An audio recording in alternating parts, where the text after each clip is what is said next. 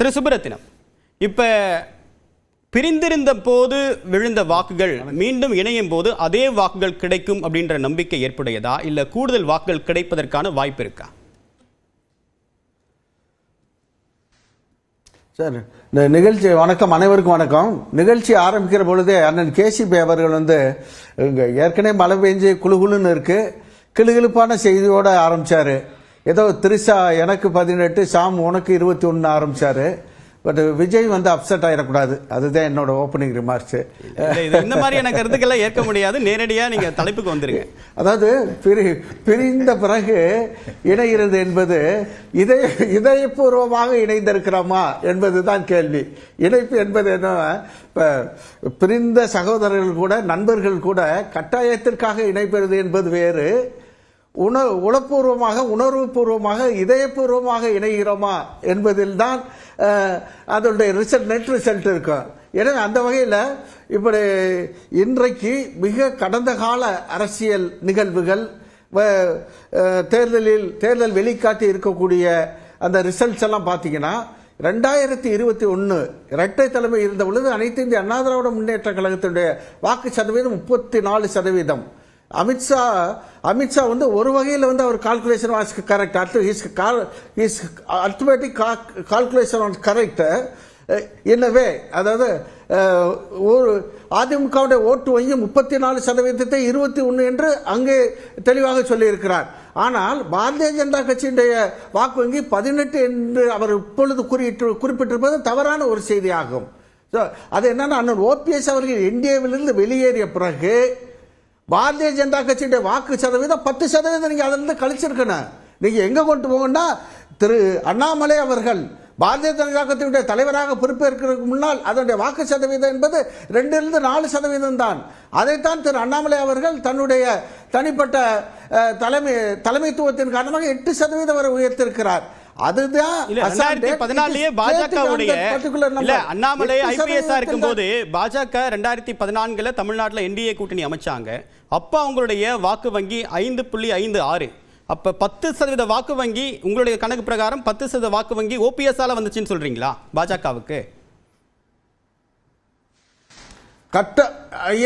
நான் நிச்சயமா சொல்றேன். திரு ஓபிஎஸ் தினகரன் அவர்கள் அந்த கூட்டணியில் இருந்ததன் காரணமாக நடைபெற்று முடிந்த நாடாளுமன்ற தேர்தலில் திரு இபிஎஸ் அவர்கள் அந்த கூட்டணியில் அப்ரப்டாக வெளியேறிய பிறகும் அண்ணன் ஓபிஎஸ் அண்ணன் அவர்களும் அண்ணன் தினகரன் அவர்களும் அந்த கூட்டணியில் இருந்ததன் காரணமாக அவர்கள் அண்ணன் ஓபிஎஸ் அண்ணன் அவர்கள் ராமநாதபுரம் தொகுதியில் வாங்கிய அபரிவிதமான வாக்குகளும், திரு டிடிவி தினகரன் அவர்கள் தேனி நாடாளுமன்ற தொகுதியில் வாங்கிய அபரிவிதமான வாக்குகளும், அது அண்ணன் ஓபிஎஸ் அவர்கள் வெளியேறியதன் காரணமாக தென் மாவட்டங்களில் அனைத்து இந்திய அண்ணா திராவிட முன்னேற்ற கழகம் 5 சட்டமன்ற தொகுதியில் கட்டுத்தொகை இழந்ததன் காரணமாகவும் அதில் பெறப்பட்ட வாக்குகள் தான் அந்த 18%. எனக்கு ஒரு சந்தேகம் இருக்கு. ராமநாதபுரம் தொகுதியில் போட்டியிட்ட ஓபிஎஸ் பலாப்பழத்தில் தானே போட்டியிட்டாரு, அவர் தாமரை சின்னத்தில் போட்டியிடலையே. அந்த வாக்கு வங்கி எப்படி நீங்க பாஜகவோட சேர்க்கறீங்க?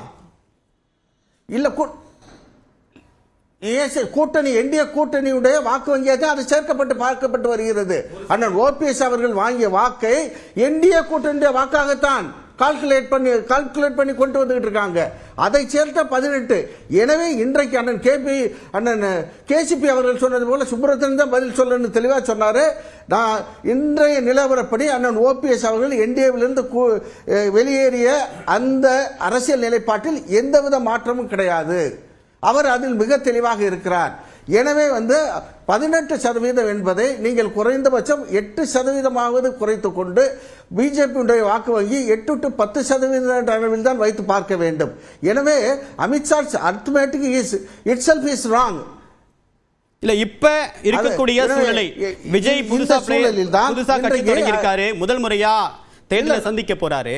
ஒரு பக்கம் கடந்த முறை தேசிய ஜனநாயக கூட்டணியில் இருந்த பல கட்சிகள் இன்னைக்கு வெளியேறி இருக்காங்க. அப்படி இருக்கக்கூடிய சூழ்நிலையில அந்த வாக்கு வங்கியை மீண்டும் தக்க வைக்கிறதோ அல்லது அதிகரிப்பதற்கோ வாய்ப்பு இருக்கா?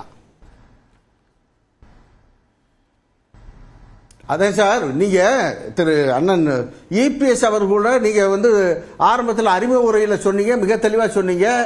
திரு இபிஎஸ் அவர்கள் கூட சமீப காலமாக வலுவான கூட்டணி அமைத்தால்தான் நாம் வர இருக்கின்ற சட்டமன்ற தேர்தலை எதிர்கொள்ள முடியும் என்று அவர் சொன்னதாக நீங்கள் கூட குறிப்பிட்டீர்கள். திரு இபிஎஸ் ஏற்றுக்கொண்டால் கூட வழக்கறிஞர் அருமை சகோதரர் அக்னீஸ்வரன் அதை ஏற்றுக்கொள்வதாக எனக்கு தெரியவில்லை.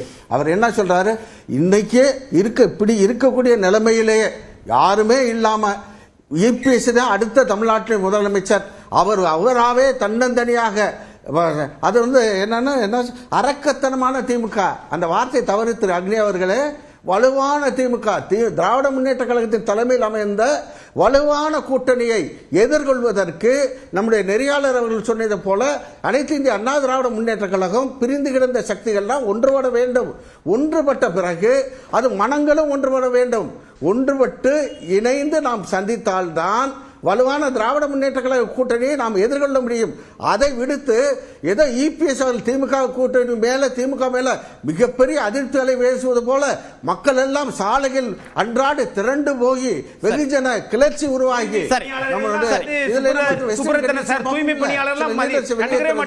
அதுபோல் நடப்பது ஆருடன் கணிப்பது சரி, தலைப்பு தான் சார். ஆருடன் கணிப்பதே தவறுங்க. வலுவான இல்ல, நான் முடிக்கிறேன், வர்றேன். I am coming to the point. இன்றைக்கு நீங்கள் மிக தெளிவாக திரு அண்ணாமலை அவர்கள் பேசிய பிறகு திரு எடப்பாடி பழனிசாமி அவர்களை முதலமைச்சராக்குவதுதான் எங்களுடைய நோக்கம் என்று அண்ணாமலை பேசிய பிறகு அது சர்க்காஸ்டிக்கா கூட இருக்கலாம். ஆனால் பிறகு பேச வந்த திரு அமித்ஷா அவர்கள் ஏன் திரு இபிஎஸ் அவர்களுடைய பெயரை குறிப்பிடவில்லை? எதற்கு தொடர்ந்து அவர் இந்திய தலைமையில் தான் கூட்டணி ஆட்சி என்று சொல்கிறார். இந்த கேள்விக்கான பதிலை ஸ்ரீராம் கிட்ட கேட்கலாம். ஒரு இடத்தில்னாலும் இந்தியா கூட்டணின்னு சொல்றாங்களா? சரி, முதல் சுற்று கருத்து அடுத்த முன்னேற்ற கழகத்தின் தலைமையிலான கூட்டணி இல்ல மற்றவருக்கு வாய்ப்பு தரணும். இல்ல மற்றவருக்கு வாய்ப்பு தரணும். அடுத்த சுற்றுக்கு வர இல்ல அடுத்த சுற்றுக்கு வர வெயிட் பண்ணுங்க. இல்ல அடுத்த சுற்றுக்கு வர கூட்டணி என்று சொல்கிறார்கள். சரி, இல்ல அடுத்த சுற்றுக்கு வர வெயிட் பண்ணுங்க. சொல்றாங்களா தேசிய கட்சி முன்னிலை பண்ற. எனவே திரு இபிஎஸ் அவர்களை பாரதிய ஜனதா அமித்ஷாவோ புறப்பட்ட இபிஎஸ் தலைமை தாங்கக்கூடிய இபிஎஸ் அவர் முழுமையாக ஏற்றுக்கொள்ளவில்லை. சரி, அமித்ஷா சொல்லக்கூடிய இல்ல சுப்ரத்னா வெயிட் பண்ணுங்க. இல்ல சுப்ரத்னா வெயிட் பண்ணுங்க. அடுத்த சுற்றுக்கு வர திரு எஸ் ஸ்ரீராம் 39 விழுக்காடு வாக்கு வாங்கினா ஆட்சி மாற்றம் அப்படின்ற அமித்ஷா சொல்லக்கூடிய கணக்கு அப்படின்னு ஏற்றுக்கொள்ளக்கூடியதா? 2021 சட்டமன்ற தேர்தலில் இதே என்டிஏ கூட்டணியுடைய வாக்கு வங்கி 39 விழுக்காடு, திமுகவுடைய வாக்கு வங்கி 45. ரெண்டுக்குமே அப்போ அதிமுகவும் பாஜகவும் கூட்டணியில் தான் இருந்தாங்க. இன்னைக்கு 6% வாக்கு வித்தியாசம் அப்படின்றது அந்த தேர்தலில், சட்டமன்ற தேர்தலில் மட்டும் கணக்கில் எடுத்துகிட்டா அப்படி இருக்குது. ஸோ 39 அப்படின்றதுல 6% டிஃப்ரென்ஸ் இருக்கே. ஆட்சியை கைப்பற்ற முடியும்னு எதன் அடிப்படையில் சொல்கிறார் அமித்ஷா? இல்லை, அரசியல் சாணக்கியர், பல தேர்தலை சந்தித்தவர், இரண்டாவது இரும்பு மனிதர் என்று சொல்லக்கூடிய திரு அமித்ஷா அவர்களுக்கு இந்த 18ம் 21ம் இப்போதைக்கு என்ன வேலை செய்யும் என்பதை அவர் நன்று உணர்வார்கள். உணராதவர்கள் எதையாவது பேச வேண்டும் என்றால் பேசிக்கொண்டிருக்கட்டும், அது அவர்களுடைய உரிமை. நிச்சயமாக அதிமுக பாஜகவோட கூட்டணி வலுவடைவதை